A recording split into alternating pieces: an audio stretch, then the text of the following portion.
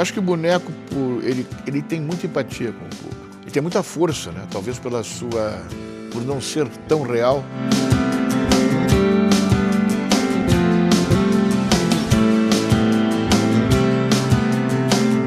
Existem muitas técnicas, muitas tradições, muitos interesses diferentes, repertórios muito variados, sabe? Mas o riso talvez conquiste mais a plateia.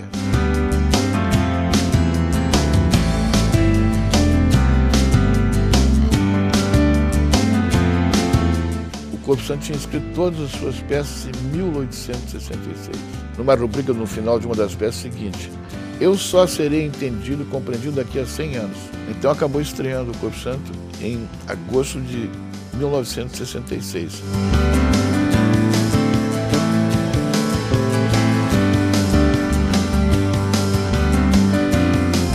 E realmente o Corpo Santo é o precursor do teatro absurdo.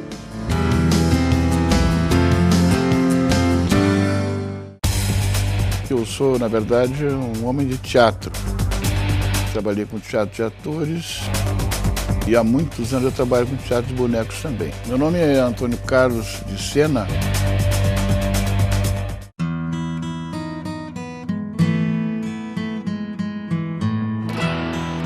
Eu conheci o teatro de bonecos dentro da minha casa.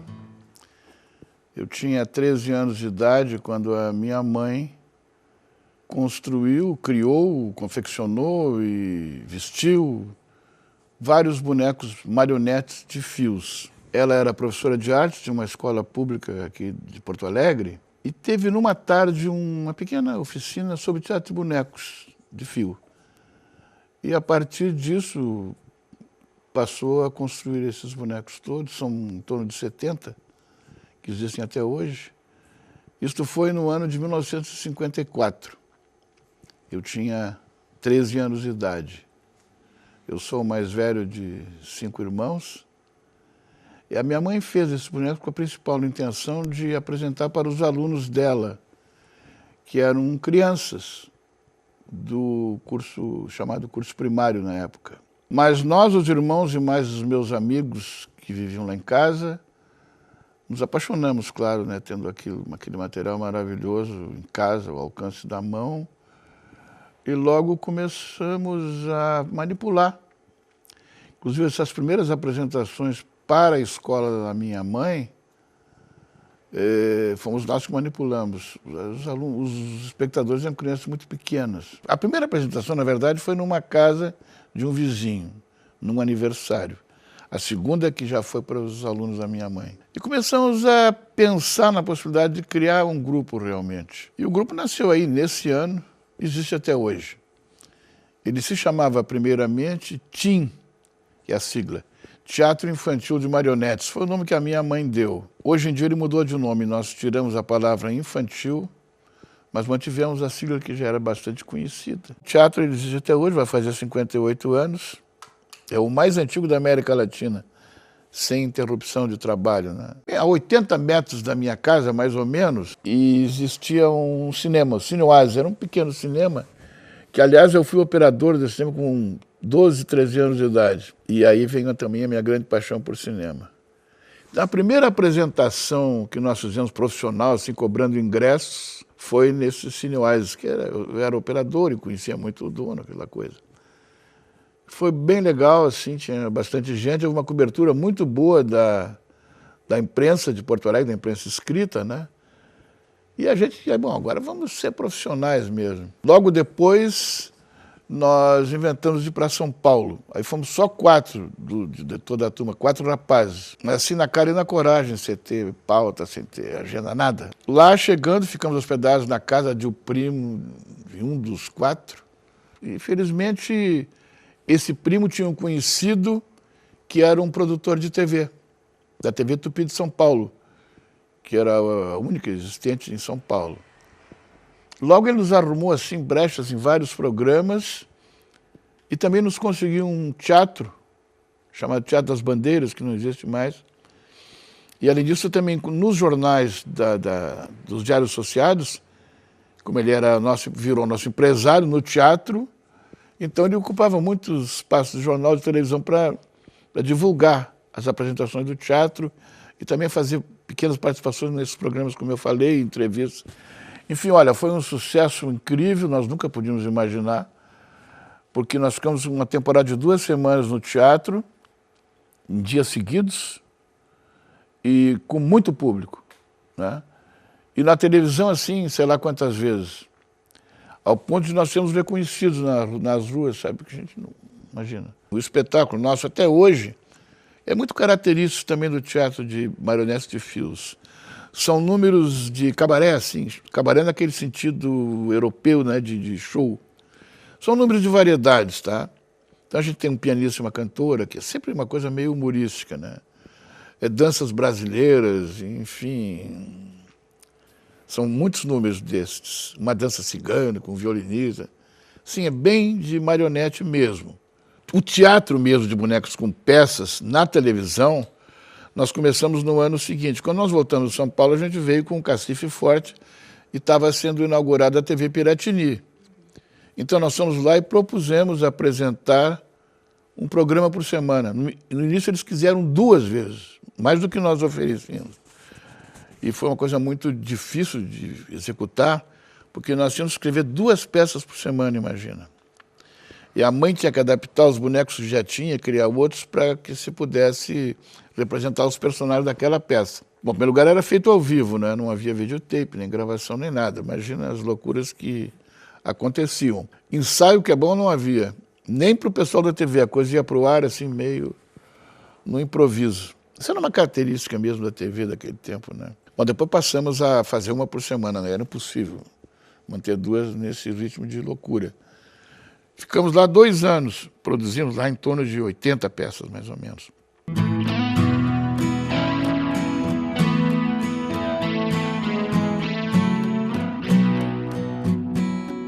O Marco Aurélio Garcia, o assessor para assuntos internacionais da presidência, que foi assessor do Lula e agora da Dilma, ele era comunista. Todo mundo era gente, pessoal de esquerda, mas ele era realmente uma pessoa desde muito cedo, já filiado, etc. Um dia eu tive que sair e viajar, e ele aproveitou para escrever uma peça política revolucionária sobre o ataque que Cuba, tentativa de ataque na Baía de Porcos. E aí enfim, as forças cubanas expulsaram de lá os mariners americanos. Botaram barba nos bonecos, os heróis, né, que eram os camponeses e tal. E o pobre do pai da Bela Adormecida, que é um rei, era o Rei Dólar. E o pirata, que nós tínhamos um pirata, se transformou no Fulgêncio Batista. Bom, aí teve quase tirar a TV do ar, o pessoal da televisão, que não tinha ensaiado, como sempre, não sabia se tirava, se interrompia ou não, seria tomar uma atitude, né? Ficou até o final, mas nós acabamos quase indo para a rua. Então ficamos mais algum tempo até a legalidade. Que aí nós saímos da TV mesmo, porque aquilo já estava cansando muito. E fomos lutar pela legalidade. Aí conseguimos um escritório na Rua da Praia, no primeiro andar, onde na janela nós apresentávamos peças também improvisadas, defendendo a legalidade. Aí os bonecos passaram assim um pouquinho diferente. Por exemplo, o gaúcho era o Brizola, né? Mas o Rei Dólar continuou, naquele caso, continuou sendo o Rei Dólar, e o pirata, sei lá quem é, o golpista. Aquilo juntou uma multidão impressionante na Rua da Praia. E era um comitê também ao mesmo tempo, né? Tanto que foram lá nos dar revólveres, imagina. Porque distribuíam revólveres nos comitês. Nós não quisemos. E é muito interessante, porque era sempre improvisado. E, assim, grandes atores do Teatro Porto Alegre iam para lá também, né? O Peré, o Paulo José, que eu me lembre, assim. Acho que até a Lilian Lemertz, enfim. Foi uma experiência muito interessante. Ficamos ali, sei lá quantos dias, acho que uns 10 dias. Assim. Funcionava dia e noite, né? Quer dizer, dia e noite. E até uma certa hora da noite.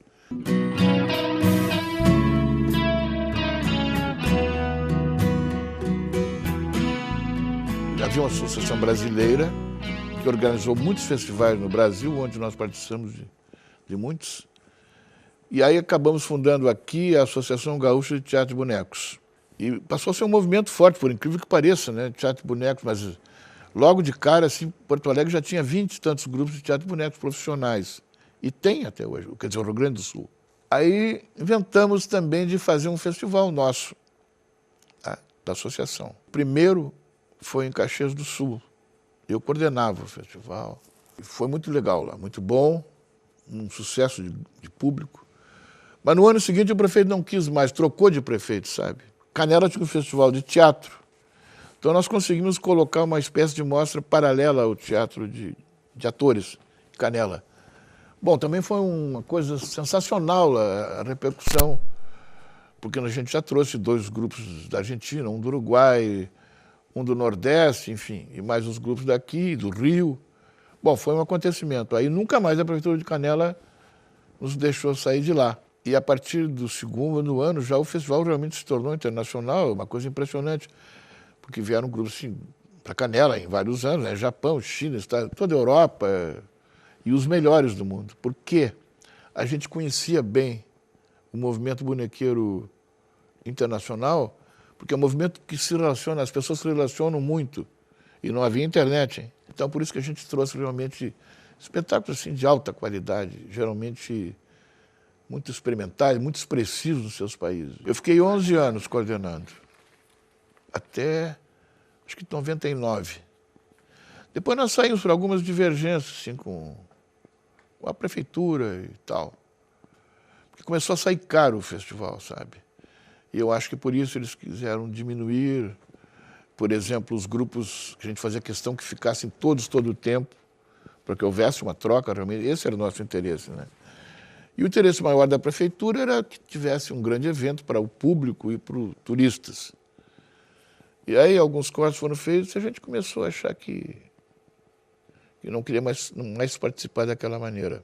Está um pouco mais difícil hoje a gente conseguir colocar espetáculos. Eu não sei bem por quê. Dizer que a televisão não pode ser, porque a televisão já existe há tantos anos, né? Não sei bem, acho que as pessoas preferem nos fins de semana sair mais para a rua, né? Não sei. Talvez seja isso. Porque nós trabalhávamos muito, né? Esse tempo de televisão também nos tornou bastante conhecido aqui. E depois o nosso mestre de cerimônias, que é o palhaço, o Pirulito, ficou 1 ano e tanto na TV Difusora, fazendo a apresentação dos intervalos da programação infantil da tarde. E depois na RBS, na Gaúcha. Lá ficamos mais uns 2 anos, eu acho. Eu e um irmão nos revezávamos para apresentar diariamente o palhaço. E ele ficou muito conhecido, então era muito fácil vender espetáculo, porque a RBS já pegava o interior todo. Então a gente conseguia vender bastante apresentações para prefeituras e clubes do interior todo, sabe? E uma das coisas que a gente batalhou muito, para que, exatamente por isso que nós mudamos o nome, porque havia aquela tendência, sabe, no Brasil todo, especialmente no Brasil, que o teatro de bonequinhos, né? O teatro para criança, aquele bonequinho que na escolinha faz assim, não sei o quê. E é claro que já começavam a surgir no Brasil, isso também lá por 70, grupos que faziam uma experimentação muito contemporânea, digamos, né? Espetáculos para adultos, muito sérios, né? Isso foi um desafio, digamos assim, mais político da nossa associação. Claro que eu também sempre achava isso e considerava ofensa quando as pessoas diziam assim, é aquele teatro de bonequinhos. Nós todos ficamos furiosos com isso, né? Porque não é. Não é porque o tamanho do boneco não importa. Isso é uma bobagem. Hoje em dia o meu filho faz teatro com boneco de 3 metros de altura. Os mamulengueiros são os mamulengos são desse tamanho. Os nossos têm 50 centímetros. Mas essa coisa veio talvez do teatro de luvas, sabe? O fantoche. E outra coisa que a gente fez também muita força é para que as pessoas, a crítica, tem que considerar o teatro de bonecos uma das artes cênicas, no mesmo nível de igualdade. Porque ele é tão sério quanto, né? E está sendo considerado mesmo. Falta o dar de aceitar uma cadeira de teatro de bonecos lá, nós já tentamos. Porque não existe no Brasil escola de teatro de bonecos, né? E então, nesses festivais, geralmente se faz, em Canela nós fazíamos, mesas redondas, seminários, oficinas, entende? Era a única maneira de alguém que se interessasse e que quisesse começar, a ter um contato assim, com a técnica, com a arte do teatro de bonecos. Essas coisas também estão rareando cada vez mais, sabe? E como não havia uma escola, o caminho era esse. Oficinas, encontros, etc. Que existem ainda, mas em muito menos quantidade. O teatro de bonecos é uma coisa muito antiga, né? Eu acho que o boneco, ele tem muita empatia com o público. Ele tem muita força, né? Talvez por não ser tão real, né? Ele adquire, assim, um aspecto, talvez, de coisa supra-real ou mágica, né? E aquilo causa muito impacto na plateia, muita diversão também, né? Muita pena. Então, e grupos trabalham muito com essas coisas todas. O teatro de Bali, da Indonésia, Bali, Java, também é um teatro de sombras muito antigo, não só de sombra, eles têm também de 3 dimensões, assim. E lá as apresentações se estendem noite adentro, é quase uma religião. Os apresentadores são quase sacerdotes, entende? E em algumas manifestações do mundo são realmente sacerdotes. Então, quer dizer, a interação com a plateia é um negócio muito forte. Isso é muito forte do boneco. No Nordeste brasileiro existe um fenômeno, manifestações de teatro de bonecos, que é o mamulengo, que é uma coisa também secular, né? Veio, claro, da Europa, principalmente de Portugal, através de Portugal. Mas também assim, eles ficam a noite inteira. Só que o nosso aqui é pura diversão, né? E pura crítica social também. Mas os espetáculos são sempre humorísticos. E eles são muito engraçados. Isso também vem de uma tradição europeia, daqueles bonecos que dão paulada, que correm atrás da polícia, sabe, que são anticlericais. Então, isso aí é um acontecimento, uma apresentação de mamulengo no Nordeste brasileiro. Existem muitas técnicas, né? Muitas tradições, muitos interesses diferentes, repertórios muito variados, sabe?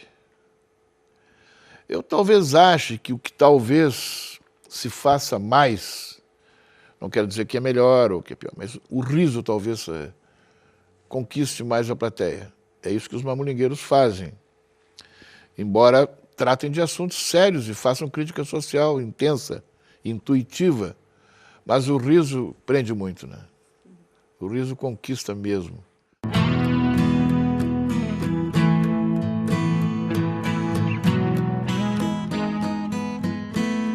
Com o teatro de bonecos eu me aproximei de muitas pessoas de teatro, né? Comecei a pensar nessa possibilidade, até que um belo dia um conhecido meu, amigo, é um ator mais ou menos conhecido, nunca foi global, assim, o Vanley de Assis, mas ele foi trabalhar em São Paulo. Ou no Rio, não sei bem. E ele era aluno do CAD, do curso de teatro dramático, assim, chamado naquele tempo, como eu tinha dito, né? E eles me vai lá, te inscreve, faz e tal. E eu, e acabei fazendo o curso. Fiz o curso de artes cênicas, né? Era diferente o currículo do que é hoje. Lá era basicamente um curso de ator, sabe? Mas eu fiz um ano de estágio de direção lá no curso de dramática. Ele tinha uma unidade muito forte entre alunos e professores, tanto que éramos muito amigos, alunos e professores, sabe, assim. Outra coisa, ele era muito independente da filosofia. Acredito que foi dessa forma colocado como pertencendo à filosofia, porque talvez não tenham pensado em outra maneira. Os espetáculos do curso de arte dramática, no tempo que pertencia à filosofia, os 3 ou 4 espetáculos anuais eram grandes produções surpreendentes, sabe? Grandes autores, entende? Shakespeare, enfim. Mas assim, com figurinos de primeira qualidade, sonoplastia, iluminação mesmo. Isso é uma coisa rara num curso. E talvez não fosse o melhor caminho. Era um acontecimento, né? Aquele amigo que eu falei, o Aníbal Damasceno Ferreira, que era ele meu amigo de infância, embora ele tenha 8 anos mais do que eu. Ele era um estudioso, assim, autodidata da história da literatura do Rio Grande do Sul. E ele, por acaso, descobriu algumas citações que existiam a respeito do Corpo Santo. E essas citações sempre caracterizavam o Corpo Santo como sendo um tipo popular, porque ele realmente era um cara meio maluco, assim, andava na rua criando caso, entrava em casa pela janela, né? E escrevia de uma maneira incrível, assim, monomania mesmo de escrever. E o Aníbal viu publicado, eu acho que foi o Álvaro Moreira que cita numa crônica,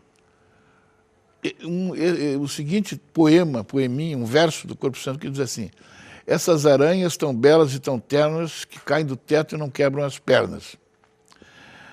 O Aníbal achou isso muito estranho, mais do que estranho, achou singular. E aí começou a procurar. Onde é que estão esses livros aqui? Acabou conseguindo 3 exemplares com um colecionador de raridades bibliográficas, uma pessoa que talvez nunca tenha aberto os livros. E disse assim, mas eu tenho que divulgar isso. Aí ele levou os livros que ele tinha conseguido emprestado, foi na casa do professor Guilhermino César, que era um professor emérito, escritor, poeta e tal. Disse, não, o Guilhermino vai ter mais, pensava o Aníbal, né? Mais força do que eu para divulgar isto. Deixou os livros com o Guilhermino assinou um recibo, ele levou para o outro, que conhecia, admirava, não, pode ficar lá os livros e tal. Aí o Aníbal descobriu que haviam peças. Mas então ele ficou amigo de um dos diretores, um professor de interpretação, que ficou meu amigo também, é um professor de São Paulo, não está mais aqui, e da professora Lúcia Mello, que era professora de técnica vocal. E começou a botar na cabeça do Fausto que deveria montar peças do Corpo Santo.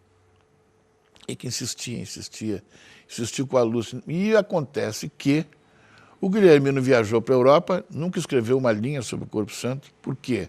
Porque o Guilhermino tinha escrito a história da literatura do Rio Grande do Sul, que não cita o Corpo Santo, nem fala. Então, mais ou menos, ele trancou os livros em casa. Ficou 4 anos lá, porque estava em Coimbra, trabalhando como professor. O Aníbal insiste tanto que o Fausto, que era professor... o Guilhermino era também professor do curso de Letra Mais, mas estava licenciado porque estava em Portugal. O Fausto, eu vou na casa dele e vou pegar esses livros. E foi lá, se apresentou como professor do curso de Letra Mais, o filho do Guilhermino cedeu os livros. E começamos a ler as outras peças. O Fausto, claro que eu vou montar. Selecionou 3, muito bem escolhidas, por sinal. Mandou mimeografar para o curso de dramática. O diretor do curso, que era o Ângelo Ricci, outro professor também, e diretor do CAD, proibiu a montagem porque ele soube que foi tirado da casa do Guilhermino, que também era professor do curso de dramática. E as peças ficaram lá no mimeógrafo. Fiquei com uma cópia, porque ia ser o assistente do Fausto. E fui para o Clube de Cultura. Aí o Aníbal começou a insistir para que eu dirigisse. 2 anos depois, deixa eu ver, 2 anos não. 2 anos depois, em 1966, o Aníbal e eu fomos lá e conseguimos que o clube resolvesse produzir uma montagem profissional contratando atores de primeira linha assim, do Teatro Porto Alegre. A maioria saído do CAD, mas já eram profissionais, todos. Quase todos. 2 não eram exatamente profissionais, mas eram bons atores. Então acabou estreando o Corpo Santo em agosto de 1966. O Corpo Santo tinha escrito todas as suas peças em 1866. Outra coisa inacreditável. E ele diz assim, numa rubrica no final de uma das peças, o seguinte: eu só serei entendido e compreendido daqui a 100 anos. Vê bem, a montagem de 64 não saiu, foi sair em agosto de 1966. Ele tinha escrito todas as peças assim, em 2 meses. Junho, julho, maio, junho, julho. Porque ele escrevia uma por noite, assim. A noite de estreia foi uma coisa inesquecível. Realmente foi... Estava toda a intelectualidade de Porto Alegre, porque havia muita curiosidade. Porque ele era tido como um louco, um tipo popular, e de repente nós começamos a divulgar. E aí o Guilhermino, nós convidamos e ele foi obrigado a se manifestar pela primeira vez. Então ele escreveu um artigo no Correio do Povo, nós convidamos para que ele escrevesse no programa, ele escreveu. Na noite de estreia, ele apresentou assim para o público, e dizendo, ou o Corpo Santo é um... Ele fez uma brincadeira. O Corpo Santo é um gênio ou eu sou o louco? Todo mundo dizia que o Corpo Santo era louco, né? A estreia realmente foi uma coisa inesquecível para nós e para o público. Nós, eu digo, o grupo que montava, né? Houve um debate acaloradíssimo depois e no outro dia saiu o Walter Galvani, saiu correndo de lá e escreveu uma crítica de página inteira. Enfim, foi um negócio impressionante. Ficou em cartaz muito mais tempo do que nós imaginávamos. E aí, em 1968, havia um grande festival de estudantes do Rio de Janeiro, organizado pelo Pascoal Carlos Magno, e nós não éramos estudantes, mas queríamos ir, fizemos força e fomos assim, tipo ao concurso. E apresentamos o espetáculo já muito diferente do primeiro, porque mudou muito, uma peça a menos, e a apresentação no festival não foi o que nós esperávamos, assim, um negócio meio frio, aí já não se conformou, né? A gente queria apresentar o Corpo Santo, e aí apresentar pessoal de teatro, para crítica, enfim. Aí, com a ajuda de muitas pessoas lá do Rio, nós conseguimos emprestado uma noite, um teatro à meia-noite, e foi convidada assim, a classe teatral e a crítica. Foi outro estrondo, assim. O Ian Michalski, que era talvez o crítico mais conceituado do Brasil, estava lá, saiu correndo para o Jornal do Brasil e escreveu no dia seguinte também, na manhã seguinte, uma crítica que foi definitiva para a história do Corpo Santo. Dizendo que realmente, porque aqui a gente tinha dito, mas o pessoal duvidava. E ele, então, ratificou que realmente o Corpo Santo é o precursor do teatro absurdo.